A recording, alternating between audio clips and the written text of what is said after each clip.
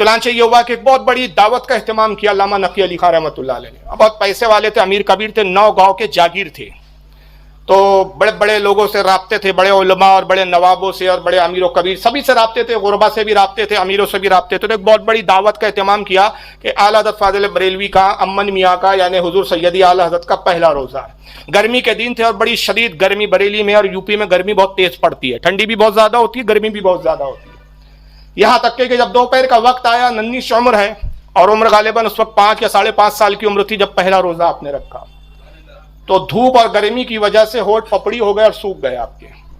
مگر اعلیٰ حضرت صبر کیے ہوئے ہیں اور نمازیں بھی مسلسل پڑھ رہے ہیں. ایسا نہیں ہے جیسے ہمارے یہاں بچے روزہ رکھتے ہیں تو ہم لوگ سلا دیتے ہیں کہ بھائی روزہ نہ توڑ دے, نماز وغیرہ بھی گل ہو جاتی ہے. لیکن اعلیٰ حضرت نماز بھی پڑھ رہے ہیں, باقاعدہ کام میں مصروف بھی ہے, مطالعہ بھی کر رہے ہیں. تو گھر میں ایک کمرے میں فرنی جمائی جا رہی تھی. فرنی سمجھتے ہیں نا آپ کو, کھیر کی طرح ایک گاڑی شے ہوتی ہے, جیسے کھیر ہوتی ہے بس اسی کی گاڑی کر دی جائے, اس میں ملائی زیادہ ہوتی ہے, اس کو فرنی کہا جاتا ہے, اس کو جمایا جاتا ہے. تو ایک کمرے میں ٹھنڈی کی جا رہی تھی اور اس کو جمایا جا رہا تھا فرنی. تو جب اعلیٰ حضرت کے والد علامہ نقی علی خان علیہ رحمہ نے دیکھا کہ صاحبزادے کے ہونٹ جو ہے سوکھ گئے ہیں, پپڑی ہو گئے ہیں, حلق جو ہے خشک ہو گیا ہے, زبان سوکھ گئی ہے, تو ہاتھ پکڑا اور سب کی نظروں سے بچا کر اس کمرے میں لے جاتے جہاں فرنیاں رکھی ہوئی تھی. فرنی کا ایک کٹورا اٹھاتے ہیں اور اٹھا کے اعلیٰ کو کہتے ہیں کہ میاں صاحبزادے اس کو کھا لو آپ. تو آپ عرض کرتے کہ ابا جان میرا تو روزہ ہے. کہا بچوں کے روزے ایسی ہی ہوتے ہیں, بچوں کے روزے, ظاہر نابالغ تھے, 5 سال کی عمر تھی, بچوں کے روزے ایسے ہی ہوتے ہیں, آپ کھا لیجئے, میں کسی سے نہیں کہوں گا. حضرت فرماتے کہ اگرچہ آپ کسی سے نہ کہیں گے لیکن ابا جان کوئی یہاں دیکھ نہیں رہا ہے مگر اللہ تعالیٰ تو دیکھ رہا ہے. جب یہ جملے کہے تو والد صاحب رونے لگے اور کہنے لگے خدا کی قسم اللہ کا میں کروڑا شکر ادا کرتا ہوں کہ رب تبارک و تعالیٰ نے تم جیسا نیک اور سیرت بیٹا مجھے عطا فرمایا. تو بچپنے میں اتنا شعور تھا, 5 سال کی عمر میں اتنا شعور بیدار تھا کہ آپ گناہ جو ہے ظاہراً بھی نہیں کرتے تھے, باطناً بھی کرتے تھے. ظاہراً بھی گناہوں سے آپ جو ہے اللہ تعالیٰ نے آپ کو محفوظ رکھا تھا اور باطناً بھی, حتیٰ کہ اگر ایسا موقع بھی آ رہا ہے کہ والد صاحب آپ کو کہہ رہے ہیں کہ آپ کھا لو اور ظاہر ہے کہ بچوں پہ کوئی روزہ توڑنے کا گناہ بھی نہیں ہوتا, تب بھی خوف الہی کا یہ عالم ہے کہ آپ فرماتے اگرچہ کوئی نہیں دیکھ رہا ہے مگر ابا جان اللہ تعالیٰ تو دیکھ رہا ہے. لہٰذا آپ نے وہ فرنی نہیں کھائی اور روزہ مکمل کیا. اور اس کے بعد حضرت فرماتے ہیں کہ اس کے بعد پھر تا زندگی میں نے کبھی روزہ نہیں چھوڑا. یہاں تک کہ بعض اوقات جب آخری وقت میں آپ بیمار ہو جاتے تو نینی تال کا ایک علاقہ ہے بھوالی, وہاں پر آپ کا ایک مکان تھا آبا اور اجداد کا. بھوالی میں ٹھنڈی پڑتی ہے, بریلی میں جب گرمی ہوتی ہے تو آپ اس طرف نینی تال چلے جاتے, لیکن روزے کو آپ کبھی قضا نہیں فرمایا, آپ نے کبھی روزہ چھوڑا نہیں. تو یہ بچپن کے آپ کے مشاغل تھے اور آپ کی یہ عادتیں تھیں. یہاں تک کہ بچپن میں ہی اصلاح کرنا آپ کی عادت ثانیہ تھی, بچپن سے ہی. اور ظاہر ہے اصلاح اس لیے کرتے تھے کہ مجدد کا کام ہی یہ ہوتا ہے کہ وہ اصلاح امت کے لیے آتا ہے. اللہ تعالیٰ مجدد کو بھیجتا ہی اس لیے کہ امت کی اصلاح کرے. تو آپ نے صرف عوام کی اصلاح نہیں فرمائی بلکہ استادوں کی بھی اصلاح فرمائی ہے. یہاں تک کہ اعلیٰ حضرت فاضل بریلوی جب 3 سال کی عمر ہے تو قرآن عظیم پڑھ رہے ہیں, استاد محترم قرآن پڑھا رہے ہیں, تو ایک آیت کریمہ آتی ہے اور اعلیٰ حضرت نے اس لفظ کو زبر سے پڑھا, اس آیت کے ایک لفظ کو زبر سے پڑھا. استاد نے ٹوکا اور قرآن میں وہاں زیر لکھا ہوا بھی تھا, تو انہوں نے کہا صاحبزادے ذرا دیکھ کے پڑھو یہاں زیر لکھا ہوا ہے. اعلیٰ حضرت پھر دوبارہ پڑھتے ہیں مگر پھر زبر سے ہی پڑھتے ہیں. استاد پھر کہتے ہیں دیکھ نہیں رہے ہو یہاں زیر لکھا اور تم زبر سے پڑھتے ہو, زیر سے پڑھو. اعلیٰ حضرت پھر دوبارہ پڑھنے کی کوشش کرتے ہیں مگر زبان سے پھر زبر ہی نکلتا ہے. حالانکہ وہاں زیر لکھا ہوا ہے لیکن اعلیٰ حضرت جو پڑھ رہے ہیں وہ زبر سے پڑھ رہے ہیں. قریبی میں آپ کے دادا حضرت علامہ رضا علی خان علیہ رحمۃ و رضوان تشریف فرما تھے, پلنگ پہ بیٹھے ہوئے تھے اور یہ منظر دیکھ رہے تھے. تو آپ جب 2 بار 3 بار استاد نے ٹوکا اور اعلیٰ حضرت زبر سے ہی پڑھ رہے ہیں اور استاد بار بار کہہ رہے ہیں زیر سے پڑھو, تو آپ کہتے ہیں کہ امن میاں استاد جیسا بتاتے ویسا ہی پڑھیے. حالت کہتے ہیں کہ دادا حضور میں پڑھنا تو وہی چاہتا ہوں جو استاد بتا رہے, لیکن زبان پہ قابو نہیں, زبان سے زبر ہی نکلتا ہے. کا قرآن کا نسخہ بلایا جائے. دوسرا نسخہ لایا گیا, جب لایا گیا تو دیکھا گیا کہ اس پہ زبر تھا. تیسرا نسخہ لایا گیا, اس پہ زبر تھا. اس کے بعد جتنے نسخے لائے سب پہ زبر تھا. پتہ چلا کہ اس قرآن کے نسخے میں قاطب سے زبر کی جگہ زیر غلطی سے آ گیا تھا.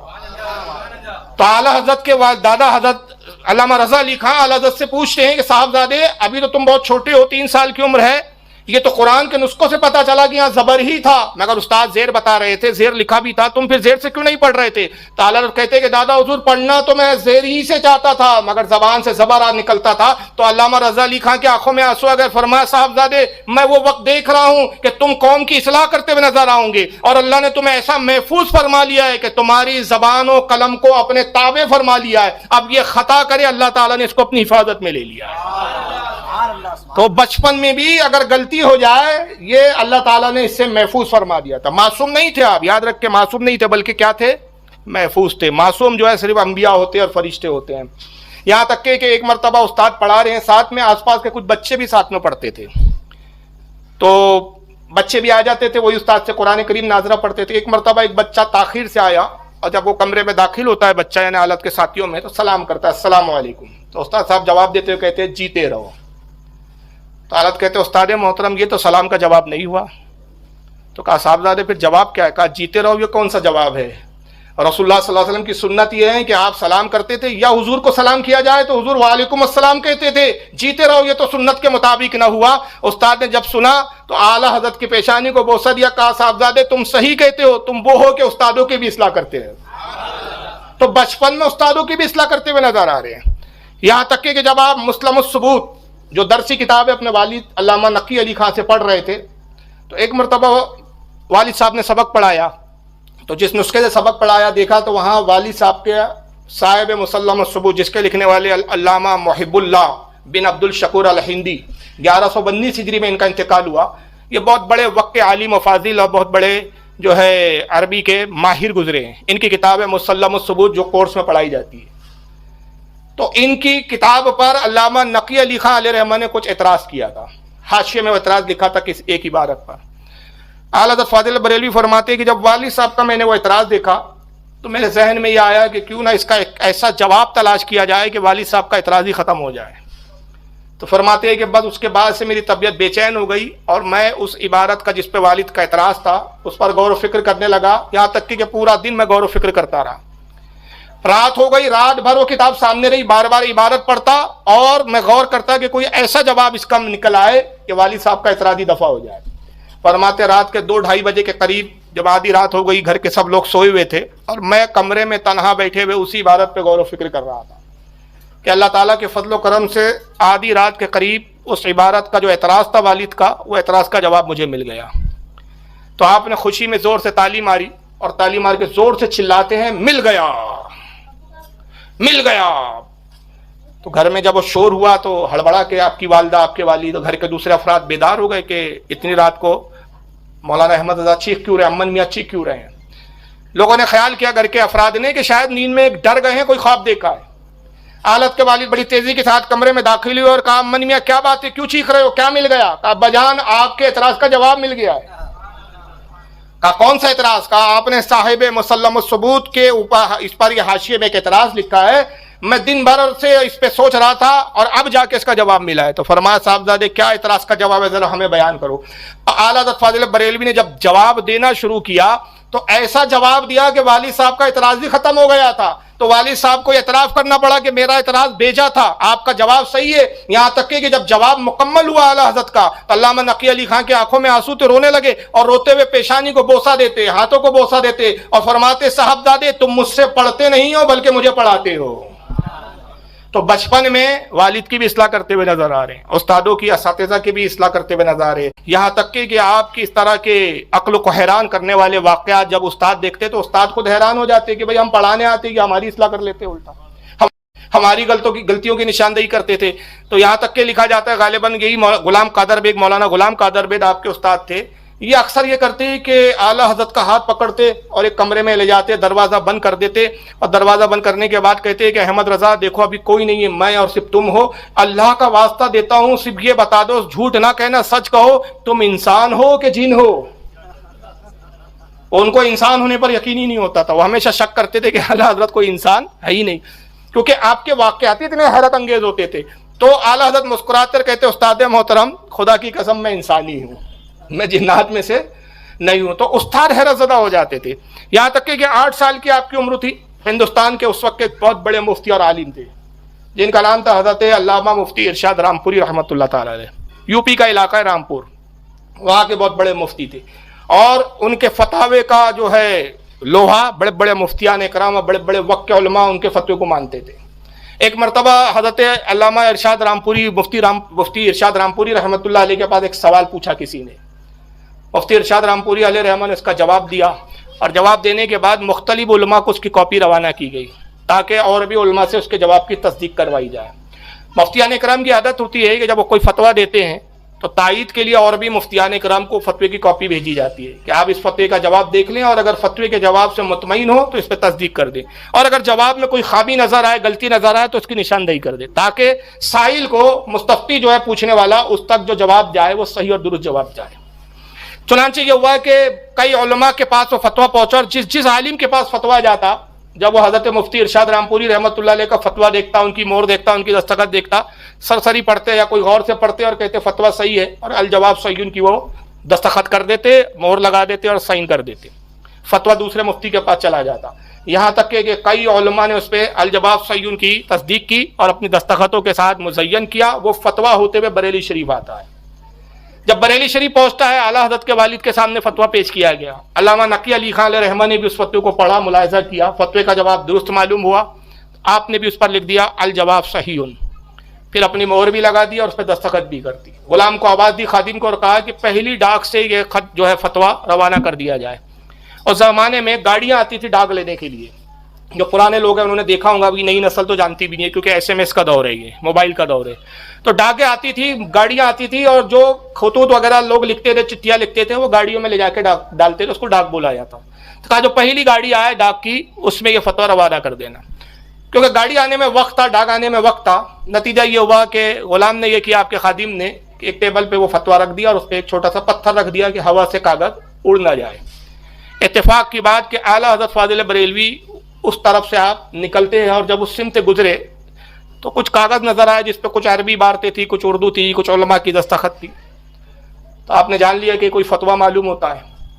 چنانچہ اعلیٰ حضرت نے اس کو پڑھنے لگے۔ آپ کی عادت تھی کہ کوئی بھی کاغذ دکھتا آپ پڑھنا شروع کر دیتے، ہر چیز جو پڑھنے والی ہوتی آپ اس کو پڑھتے، مطالعہ کرتے، یہاں تک کہ سوال بھی پڑھا اور پھر اس کے بعد اس فتوے کا جواب بھی پڑھا۔ علامہ ارشاد رامپوری کا بھی جواب تھا، کچھ علماء کی بھی اس پہ مختصر جو ہے تحریریں بھی تھی اور دستخط بھی تھی۔ اعلیٰ حضرت نے پڑھا اور پھر قلم لاتے ہیں، اور قلم لانے کے بعد ایک جملہ نقل کرتے ہیں، اور جملہ یہ لکھتے ہیں کہ خطأ لیس بصواب، اس میں خطا ہے اور یہ بالکل درست فتویٰ نہیں ہے۔ اور پھر نیچے آپ نے اپنا نام بطور دستخط لکھ دیا، فقیر احمد رضا قادری۔ اب خادم صاحب نے فتویٰ اٹھایا اور وہ ڈاک سے بھیج دیا۔ فتویٰ پہنچا رامپور۔ اب جب مفتی ارشاد رامپوری علیہ رحمہ نے فتویٰ دیکھنا شروع کیا تو سارے علماء کی تصدیقات تھی، سب کا جواب تھا صحیح صحیح صحیح صحیح صحیح، الجواب صحیح صحیح بالصواب، جواب صحیح ہے، جواب صحیح ہے۔ آخر میں دیکھتے ہیں کہ علامہ نقی علی خان کی دستخط ہے اور لکھا ہوا ہے کہ جواب صحیح ہے، اور اسی کے نیچے پھر ایک دوسری دستخط ہے اور اس پہ لکھا ہے کہ جواب بالکل غلط ہے، لیس بالصواب، یہ جواب درست نہیں ہے۔ فقیر احمد رضا قادری۔ تو آپ نے اپنے شاگردوں کو بلایا، مفتی ارشاد رامپوری علیہ رحمہ نے کہا کہ یہ بریلی شریف میں یہ کون سے نئے مفتی صاحب دارالفتہ میں بیٹھ رہے ہیں، اور عجیب اتفاق کی بات ہے کہ ایک ہی مدرسے سے ایک مفتی جواب صحیح ہے لکھتا ہے اور ایک مفتی لکھتا ہے کہ جواب درست نہیں ہے۔ شاگردوں نے دیکھا، کہا حضور یہ احمد رضا نامی کسی مفتی کو تو ہم جانتے نہیں۔ اب ظاہر ہے اس وقت 8 سال کی عمر تھی اور والد گرامی سے آپ پڑھ رہے تھے، آپ کے پڑھائی کا دور تھا، تو اتنے معروف نہیں تھے لوگ، مفتیان کرام میں ابھی اتنا مشہور و معروف نہیں ہوئے تھے آپ۔ تو انہوں نے کہا حضور ہے تو یہ بریلی میں ہی، کیونکہ علامہ نقی علی خان کی مہر کے نیچے ان کی دستخط ہے، لیکن یہ احمد رضا کون مفتی ہم نہیں جانتے۔ تو علامہ مفتی ارشاد رامپوری کو بہت زیادہ انہوں نے لوڈ دے لیا کہ ہندوستان میں ایسا کون شخص پیدا ہو گیا جو میرے فتوے پہ نکتہ چینی کر رہا ہے۔ آپ نے فرمایا کہ ہمارے جانے کا انتظام کیا جائے، ہم خود بریلی شریف جائیں گے اور اس مفتی سے ملاقات کرنا چاہتے ہیں کہ اس نے جرت کیسی کی کہ ہمارے فتوے کو غلط قرار دیا۔ چنانچہ بہرحال گاڑی کا انتظام ہوا، بگی وغیرہ کا، وہ رامپور سے وہاں سے سواری پہ سوار ہو کے سفر کرتے ہوئے بریلی شریف حاضر ہوتے ہیں۔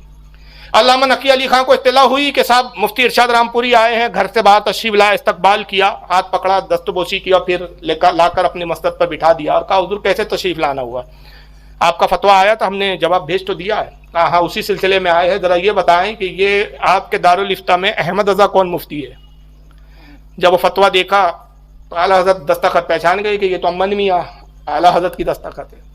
کہا حضور آپ نے خاموں خواہ تکلیف فرمائی، اگر مجھے تار دے دیا ہوتا تو میں تار کے ذریعے ہی جواب دے دیتا کہ اس پہ کوئی اتنا ٹینشن لینے کی ضرورت نہیں ہے، یہ ہمارے صاحبزادے ابھی تو ابتدائی کتابیں پڑھ رہے ہیں، ابھی مفتی ہوئے نہیں ہیں۔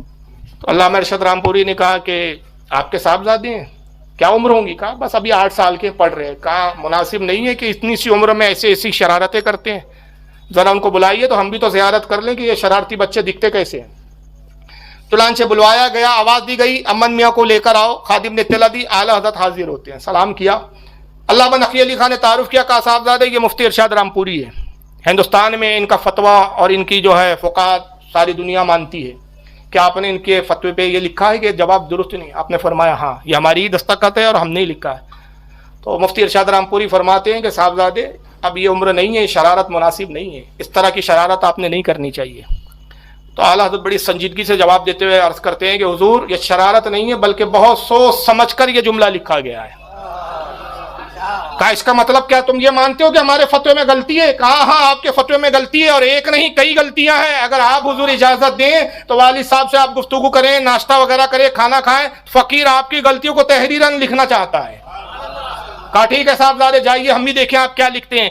तो चुनांचे ये जाते हैं आला हज़रत अपने कमरे में और उस फतवे की खामियों पर लिखना शुरू करते हैं और उस फतवे में 14 गलतियां निकलते हैं, 14 गलतियां तहरीर फरमाते हैं। और उसके बाद जब वो तहरीर लाते हैं, हुजूर ये है वो गलती इस फतवे में, और एक दो नहीं 14 गलतियां हैं। जब गलती हुजूर मुफ्ती इरशाद रामपुरी रहमतुल्लाह अलैह पढ़ते हैं, आंखों में आंसू आ गए, आला हज़रत के हाथों को बोसा दिया, कहा साहबजादे खुदा की कसम आप ही का फतवा सही है, लाइए कि आपके फतवे पे मैं दस्तखत करता हूं कि ये जवाब सही है।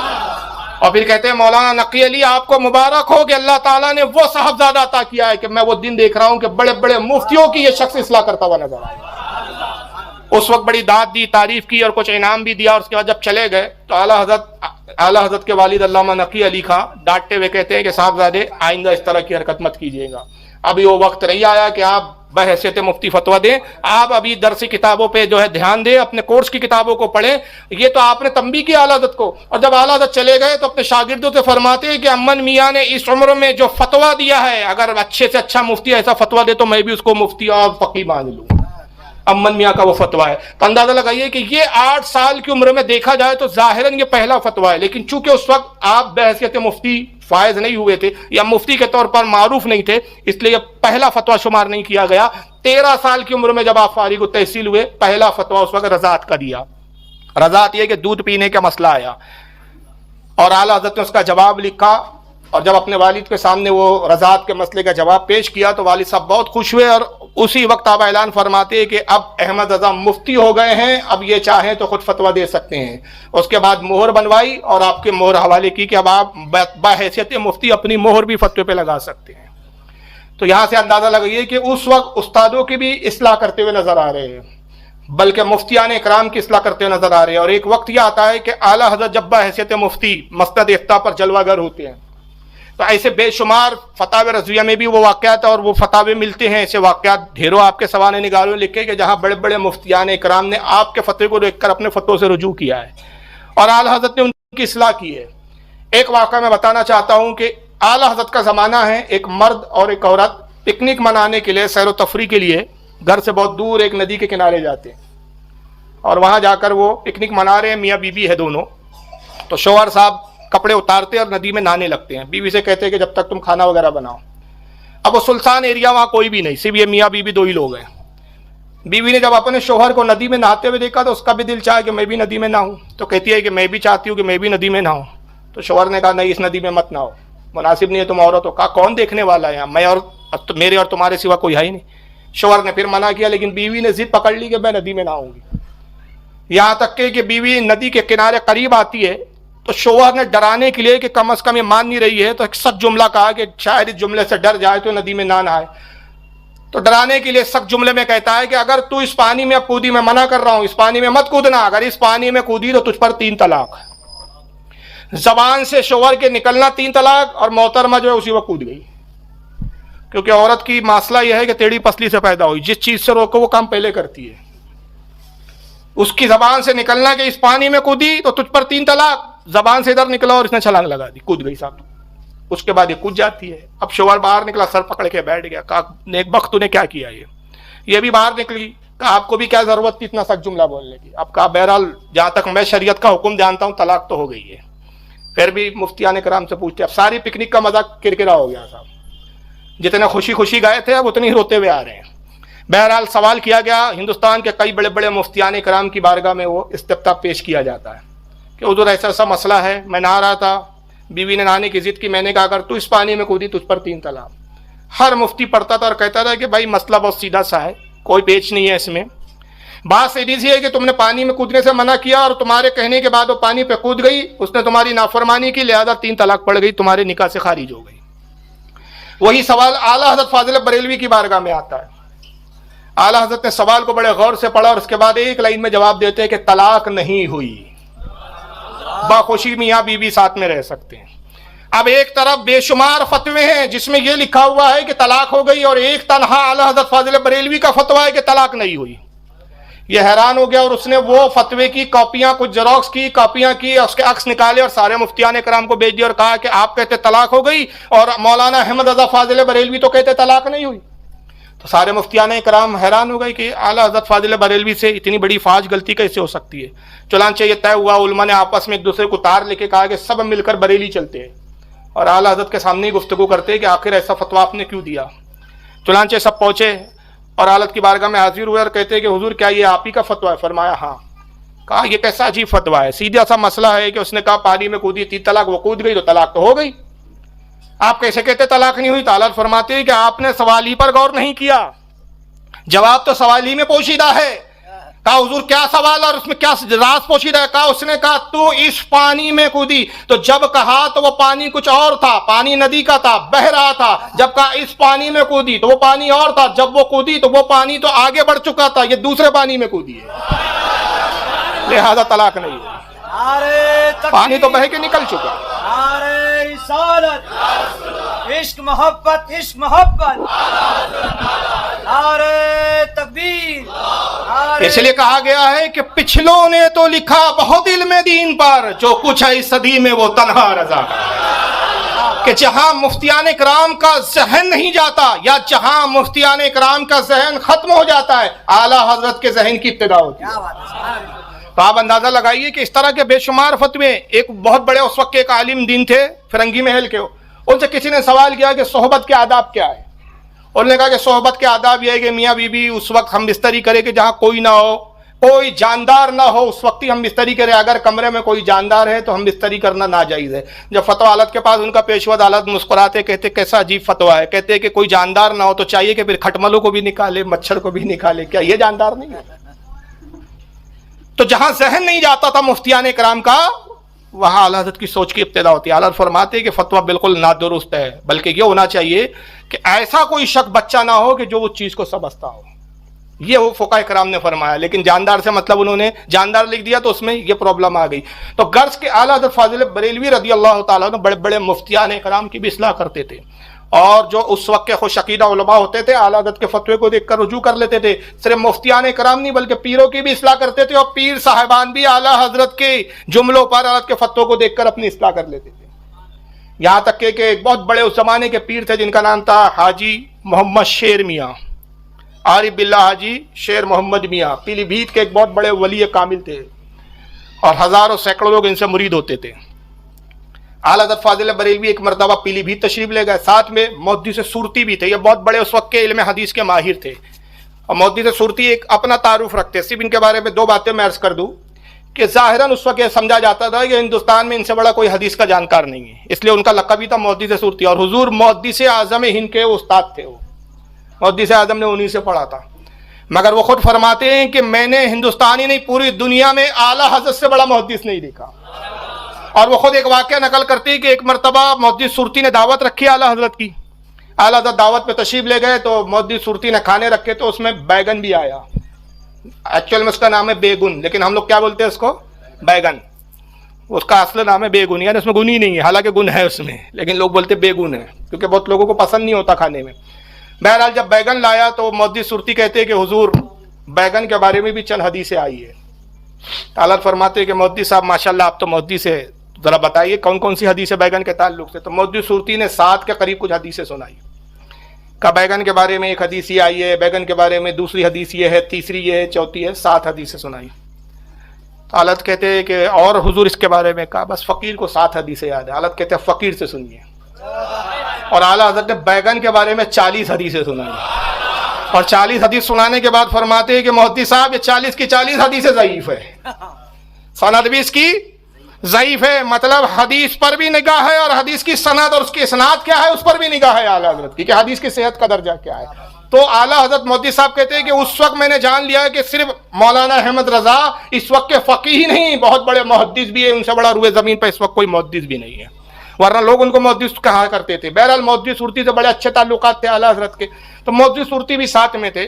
تو طے ہوا کہ حاجی شیر محمد میاں سے ملاقات کی جائے، تو اعلیٰ حضرت فاضل بریلوی اور مودودی صورتی حاجی شیر محمد میاں سے ملنے جاتے ہیں۔ تو اتفاق کی بات کہ جس وقت ان کی خانقاہ پہنچے تو کچھ عورتیں بے پردہ بیٹھی ہوئی تھی۔ بے پردہ سے مراد یعنی چہرے کھلے ہوئے تھے، سروں پہ دوپٹے وغیرہ ڈھانپے ہوئے تھی، لیکن چہرے کھلے ہوئے تھے، وہ برقعے اور حجاب میں نہیں تھی، اور یہ سامنے کھلے چہرے والی عورتوں کو مرید کر رہے تھے مودودی صورتی، یہ کیا نام ہے، حاجی شیر محمد میاں۔